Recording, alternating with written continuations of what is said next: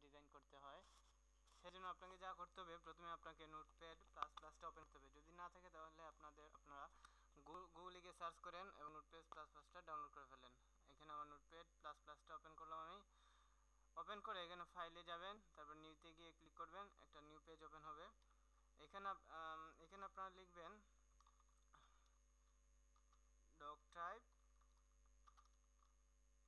doctype.html, এটা লিখলাম। তারপর এটাকে সেভ করে রাখি। আমরা এটাকে ডেস্কটপে সেভ করব। তারপর এটাকে আমরা এখান থেকে অল ফাইলে সিলেক্ট করে ফেলব, অল টাইপস। এখানে আমরা লিখব index.html। এই কোডটা এইভাবে সেভ করতে হবে। আচ্ছা, ইন্ডেক্স নাম দিতে পারেন অথবা অন্য কিছু নাম দিতে পারেন। তারপর যে ফরম্যাটটা আপনাকে দিতে হবে সেটা হচ্ছে .html। তারপর সেভ করে দিলাম। এখন আমরা কোডিং করব। প্রথমে আপনাকে HTML লিখতে হবে, তারপর এটাকে ক্লোজ করতে হবে। ক্লোজ করতে হলে এই সিম্বলটা ব্যবহার করতে হয়, HTML। ওকে, এটাকে তার মধ্যে আমরা লিখব টাইটেল, TITLE। এটাকে আমরা ক্লোজ করব, TITLE, টাইটেল। টাইটেলে আমরা যদি হোম পেজ লিখি, হোম পেজ, তাহলে ব্রাউজারের সর্বপ্রথমে অর্থাৎ উপরের দিকে এটা ভিউ হবে।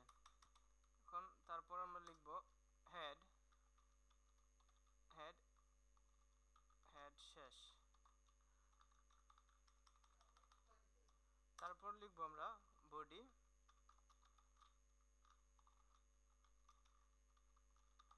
Body close. এখন বডির মধ্যে আমরা যা কিছু করব তা আমাদের স্ক্রিনে শো করবে। এখন বডির মধ্যে আমরা লিখলাম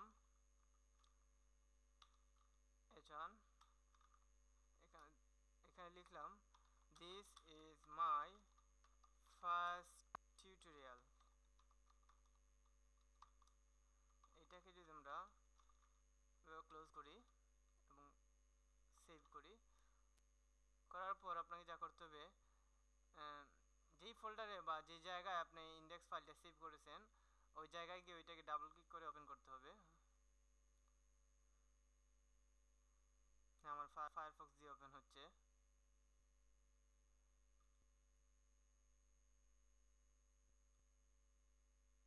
এই দেখেন this is my first tutorial লেখাটা চলে আসছে।